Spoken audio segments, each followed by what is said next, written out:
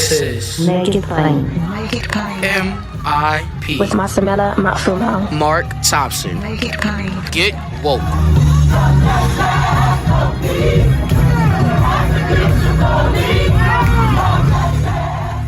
Folks, once again, with his fearless media commentary, our friend at Pressrun.media. If you've not subscribed, you're missing something. Please subscribe, Pressrun.media. Eric Boehlert joins us now. Eric, how are you, buddy? I'm doing good. Thanks for having me. A pleasure to have you. Well, for those of you who don't know, Politico and its ongoing critique of women and Democrats in particular. I don't know why they're not self-aware of what they look like. Jennifer Rubin, who was formerly conservative, but like many conservatives, changed after Trump. I saw George Will on MSNBC the other day talking against Trump, but there's no expose on George Will as a man. But anyway, they decided to hold her into account and to suggest that there is some type of symbiosis between her and the Biden White House and how she may not be as objective as she should be. And then she emailed them back in what should have been an off-the-record conversation about their treatment of her and other women. And Politico decided to expose that, pretty much proving the point of her email. So with all that, Eric, and you wrote about it and covered it probably better than anyone. See, the other thing that Eric does, folks, we see a lot of tweets, but Eric actually takes it, gives us the chronology, breaks it down, and then gives us his own objective analysis, and that's why he's so important. But did not that incident, Eric, really show Politico's hand?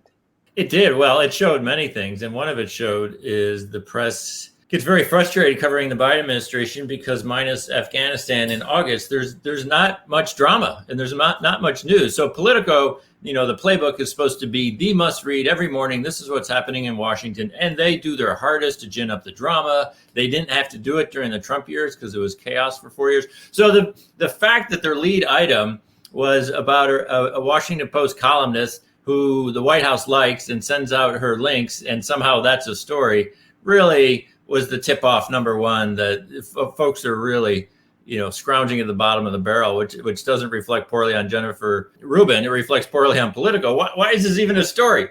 And the way they positioned it, as you said, the symbiosis. There's this, mysterious working relationship between Rubin and the White House. No, she writes pro-Biden stuff. The Biden White House likes it. I mean, this is journalism 101. There's nothing underhanded going on here. And my God, during the Trump years, there's literally $1 billion right-wing media industry that did nothing but parrot, his attacks and his rhetoric. I didn't see Politico, doing these mini exposés trying to shine a light on that. But my takeaway from it, and as you point out, there's a lot of online chatter about this email she sent and should it have remained off the record. Politico said no, because we didn't have an upfront agreement for anything to be off the record. So therefore, according to the journalism guidelines, we were okay to print it.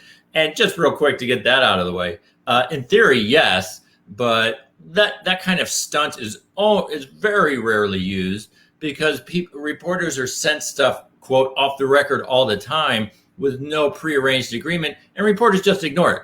They say, well, I can't use this because, we didn't have an agreement. They don't print it in full with the person's name on it, meaning it was a cheap stunt. It was meant to undercut her, and it was meant to make her look bad. And I think most people who read her email thought Politico was the one looking bad. But my big takeaway was, this is one of the few inside voices within elite DC media that has been calling out crummy Biden coverage. She was, particularly during the summer, she and I were, and you, and we all saw eye to eye in terms of this hysterical Afghanistan coverage, completely over the top, 24/7. So and I think the political piece was a brushback. The political piece was saying, hey, we're not okay with this. We're not okay with a Washington Post, columnist calling out Politico and calling out the rest of the Beltway insiders. Because if it's so easy for a Washington Post columnist to identify bad Biden coverage and irresponsible and misguided Biden coverage, then the Beltway press can't say, oh, the only people who don't like it are people like you and me on the fringe. And everyone inside the Beltway understands we're doing an amazing job. You know, these critics on the left, they don't really understand journalism. They, you know, it's kind of, you know, we're operating on another level. They should just be quiet. But you can't make that argument when there's a Washington Post columnist leading the parade saying, what are you doing? What is this Afghanistan nonsense? Why are you trying to pin this on Biden, you know, and all that? So I saw it as, yes, the boys club pushing back on an influential woman voice and an influential Democratic voice, and basically saying, hey, you need to take a step back because we don't like what you're doing. And and just my last quick point, that is never done in the Beltway media. I mean, you could look at Political Playbook for 18 months. I guarantee there aren't 3 examples where they kind of zero in and try to target, you know, a fellow journalist within the Beltway media. Why did they target her? I think we know why they targeted her. Yeah, no, that's a good point. And the fact that she's standing up, and Jennifer Rubin has her own cachet and credibility. Mm-hmm. And let's face it, part of that comes from, you know, being a convert. People are getting second lives and second careers, basically. And I'm not knocking it. Basically from converting from the Republican Party. Right. I mean, and I mean that's credibility. Anybody who has the courage to say this is crazy and we're former Republicans or still Republicans and don't think this is the way things should be, you know, ought to be rewarded. That's a good example to set. The host, for example, in the Bush White House, the host of Deadline, Deadline White House, you know, those are good things. And so you're probably right too. An outlet like Politico, it is harmful for someone of Jennifer Rubin's stature, to call out crummy Biden coverage. And as you've also pointed out, I mean, can we dismiss the fact that she's also a woman? They seem to have a thing with women of course, being self-determining. Yeah. You know, she kind of picked her own path. And another point is, you know, it's a small point about, you know, people who converted, you know, the never Trumpers. And I think it's important, you know, there are some voices who turned on Trump. And then when Biden came into office, they kind of went right back to being a mainstream Republican. Hey, we need, you know, deficits, and Biden doesn't know what he's doing. You know, people like Rubin have remained true to this new calling, you know, and she has been emphatic in her critique of the Republican Party, which even without Trump in the White House, she sees as a radical, dangerous, insurrectionist, anti-democratic movement. So, you know, I think she does deserve credit. And, I worked in Media Matters for 10 years. 10 years ago, I was criticizing her work on a daily basis because I thought it was misguided. I mean, she wrote a column called The Right Turn for the Washington Post. So your point is a good one. You know, I think she has added credibility, not only because of the Washington Post, but because she used to be on the other team. And so she brings a certain insight, but she has been relentless on the Beltway press, this love of both sides journalism, this love of Dems in disarray.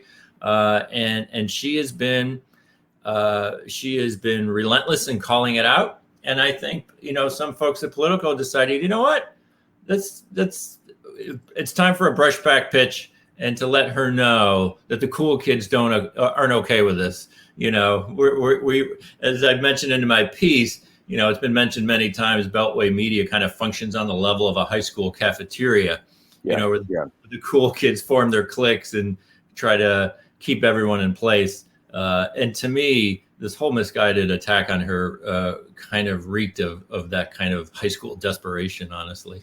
More MIP after this message.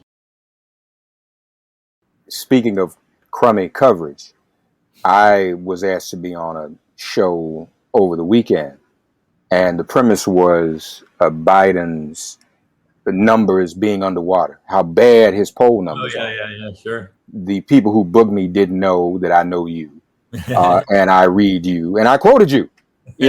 about, this whole thing being overstated. I don't think people were happy to hear that. But I mean, you did a whole layout of what it was and how it's not really as bad as the Beltway media is presenting it.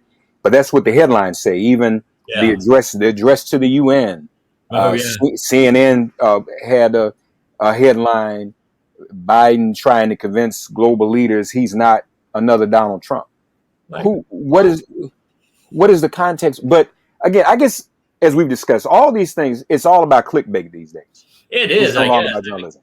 There's not a leader on the planet Earth who thinks Biden is the next Trump. I mean, my God, what are we even talking about? This is supposed to be CNN, one of the leading, news organizations, not only in America, in the world. Like, my God, how do you even, anyway, but the polling one was interesting, right? The last national poll that came out was from Fox over the weekend. Biden at 50%. That's one of his best of the summer. Right. Boy, nobody heard about it. Even Fox News, you didn't want to cover it. They pointed out Biden was at 50% in the 11th paragraph of its own polling story. It wasn't splashed all over the Sunday news. But a couple days earlier, when someone had him at 43, oh my gosh, we need to do 8 minutes on Biden's polling. So it's cherry picking. As I pointed out in my piece, Biden's basically lost 4 points in 4 weeks, which if you had, watched particularly the Afghanistan cover, his presidency was collapsing. This was the end of his first term. He'd lost all credibility. America had lost credibility in the world. That's just not the case. And I added some additional, historical context. I mean, his slow slide this summer, a lot of it was just, traditional. Obama from inauguration day to his first September lost 7 points. The honeymoon, tends to fade away. Biden, between inauguration day and September, he lost 7 points. This is not unusual. If you want to talk about a collapse, I went back and looked. Ronald Reagan lost, I think it was 16 points in 9 days when Iran-Contra broke. George Bush lost 15 points in 3 months after the launch of the Iraq War. So there are actual examples of semi and somewhat recent presidents just absolutely cratering. Joe Biden losing 4 points over the summer ain't one of them. But the press was so invested in the Afghanistan story. They wanted to prove that they were right. They wanted to prove that this was a president who was unsure. And that leads to nonsense like world leaders aren't sure he's the next Joe Biden, right? That's an attempt to normalize, isn't the next Donald Trump. So that's an attempt to normalize Trump. And we're seeing increasing signs that the press is just absolutely desperate for Trump to announce his next re-election run. And a key point of doing that is just to continue to normalize him and just present him as the Republican in waiting instead of this madman who just led an insurrection and has killed 100,000 people personally by vaccine misinformation. Should we be prepared once Trump announces for the coverage of Trump to go back to 2016 levels? Oh, absolutely. I mean, it's going to be harder because he's not going to run against a woman. And Trump ran into the exact same problem in 2020. Republicans and the press thought they were going to run the same playbook they ran against Hillary Clinton. But it turns out there's advantages to being an older white man in American politics, and none of that stuff sticks. So, but the coverage when he announces is absolutely we're just going to see a repeat. We haven't seen any lessons learned. Real quick, I point out no lessons learned in the California recall, right? During the days and weeks up to the recall, they were lying about the voting. They were lying about fraud. They were lying about being rigged. And nobody was calling it lies. They pretended, it was normal for a Republican Party to preemptively suggest a statewide election was fraudulent. So we're seeing indications that not a lot of lessons have been learned from 2016 because I think virtually all of it is driven by they want to normalize Trump. They want him back in the arena. They want those book deals. They want those clicks. They want those ratings. And they don't want to offend Republicans. And they want to prove they're not part of the liberal media bias. More MIP after this message. I think I shared with you the other day, I think it was the LA Times. Yeah. Another article where once again, the media, some of the mainstream media and Beltway media in particular, they want to do interviews with people who voted to recall Gavin Newsom. It's just this fascination. It's as if they have a duty to lift those people. I don't remember, and again, I'm always dating myself. I know I shouldn't. Eric's too young to know what I'm talking about. Yeah, I'm not sure.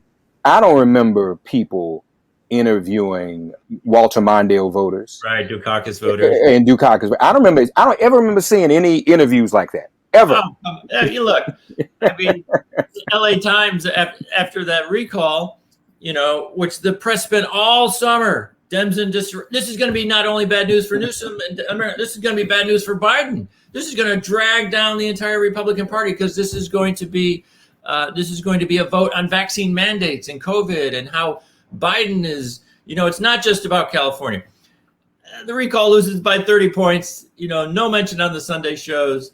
But the LA Times did announce that Larry Elder, who just got embarrassed and humiliated on a statewide vote, he had emerged as the star of the campaign. And LA Times, as you say, goes out and interviews, recall voters in a state that they just got trounced. It's really just absolutely remarkable. Look, it's the headline, which I never saw, Republicans embarrassed in recall vote. That is 100% the accurate.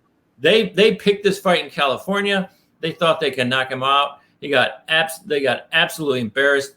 What it revealed is there is no real Republican Party in the state of California. I mean, there's a few members who represent Congress. That recall campaign was a joke. Those rallies were a joke. There was no top to bottom push by the Republican Party because it doesn't really exist in the state of California.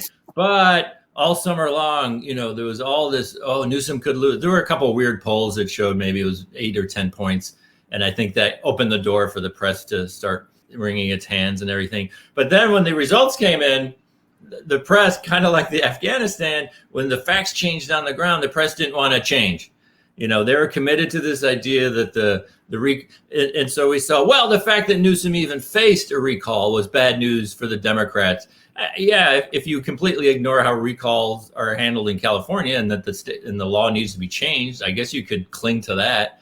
But when you win a recall by 30 or 35 points or whatever it was, it's impossible to come to any other conclusion. But that's the whole Dems in disarray. And that's, again, being married to a narrative. And, of course, there was zero coverage about how this was good news for Biden and how his vaccine mandates are popular with the silent majority in this country.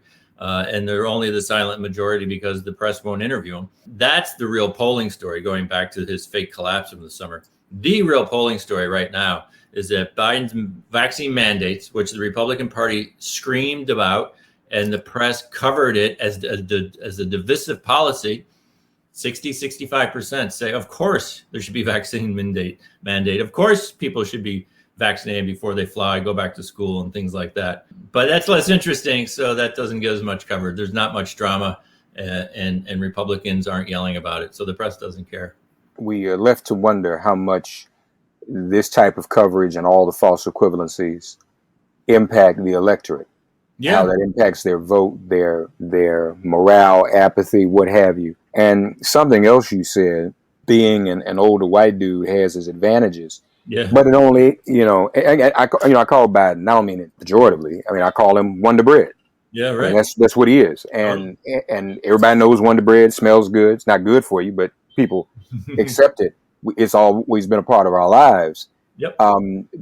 But we have to think about why it's advantageous to be Wonder Bread if the Beltway media is promoting it. If the Beltway media decided to be more objective and to be more fair in its coverage, then maybe Wonder Bread wouldn't be advantageous. You're right, it is now. Oh, totally. It's totally advantageous. But Politico has pretty much already let us know they are not going to abide Kamala Harris running for president. Oh gosh, no.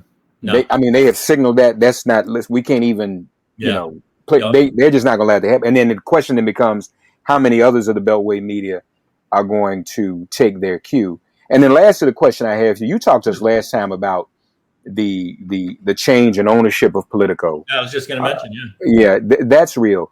But I missed something, Eric. How did Politico? How did it become so influential in the first place? And how has it maintained its influence in this sea. I mean, there's so many media right now. What is it that keeps it? Why are people hanging on to Politico's every word? Well, I think a lot of it is tonnage. And to their credit, they have a very large staff, and that's kind of what's so frustrating. They have among the most resources in all of DC. They have a very large staff. They do cover, if you're willing to pay for the premium, they cover every hearing. They really go into the weeds in terms of covering the bureaucracy of Washington the way, a lot of newspapers just can't afford to do anymore. So they do spend money, and they have a very large staff. And, I would say they're more serious than kind of Roll Call or The Hill. So they kind of this, which are kind of the trade magazine approach, cover the minutia, but, in a very granular way. Political can do that, but they also have aspirations to be, the Washington Post and the New York Times. Here's the key. A lot of Politico alumni have migrated to the Washington Post and the New York Times. So unfortunately, the brand of journalism that Politico embraces, lot of love of the Republican talking point, a lot of Dems disarray, a lot of clickbait, that is now the norm at some of the larger news outlets. So it's not only a problem at Politico, they've kind of spread that contagion to other larger players, which is not good. But, I think, and just to answer your question again, they position themselves, particularly with Playbook, as being, real insiders and super savvy, and they try to talk in a certain lingo that appeals to everyone who works in the Beltway. And I think they kind of signal that they're in this kind of elite world, and there's inside jokes and things like that. And so I think that's that's also very interesting. They have no columnists. They don't have an opinion section, and it's all just kind of straight news.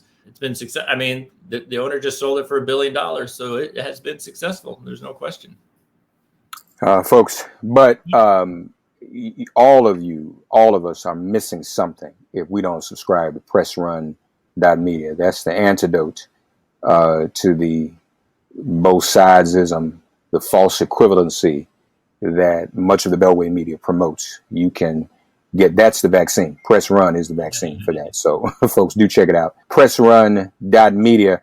Always a pleasure to talk with Eric. And you can listen to him now. He not only does he write, but he records his articles. You can hear them, listen to them while you're on your run or in the car or whatever, as many of us like to do these days. So be sure to check him out and be more enlightened. And trust me, when you begin to read and listen to Eric, and then you go then back and read media coverage through his lens, through your new lens, through that third eye, you never be the same.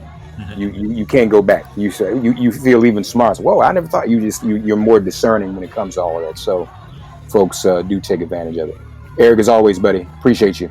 Hey, I appreciate it. Talk to you soon. All right. Thank you, man. Thanks for getting woke and listening to Make It Plain. Please remember to listen, like, and wherever you get your podcasts, please give the show a 5-star rating. And please do spread the word. Let's all continue to pray for each other during this pandemic and this police-demic. If all hearts and minds are clear, it has been made plain.